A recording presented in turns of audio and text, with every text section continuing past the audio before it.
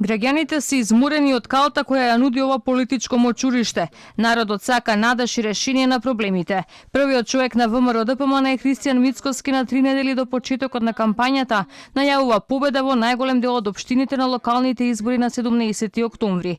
Оптимист е дека по овој изборен циклус многу брзо ќе има нова влада која според него ќе одржи лекција како се работи честно и како се бори против криминалот и корупцијата. Јас очекувам согласно бројките и последните истражувања таа победа да биде голема и во најголемиот дел од општините во Македонија.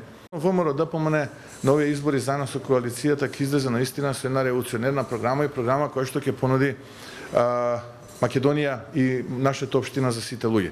И додека функционерите на власти и старо новите кандидати за градоначалници не пропуштаат секое појавување во јавноста да настапат со црна кампања за политичките опоненти, Мицкоски вели дека опозицијата на избори оди само со позитивна кампања.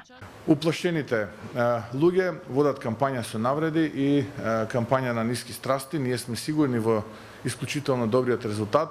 Сигурни сме во победата на овие локални избори и сакаме да се представиме во што подобро светло пред граѓаните со проекти, со визија, со стратегија, со реформи, борба против криминалот и корупцијата. Тоа е нашата цел на овие избори, да ги одмориме граѓаните од нашата глупавост во ова политичко мочуриште, да понудиме надеж.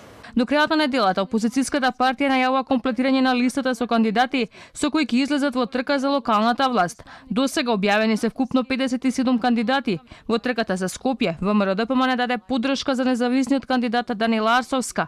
Во Куманово најавуваат промена на власта со актерот Тони Михајловски. За Кисела Вода, ВМРО на избори излегува Сорце Ѓорѓиевски како кандидат за општинската власт. Актуелните пратеници Иван Јорданов и Кирил Пецаков влегуваат во трка за градоначалничките позиции во Штип и Охрид.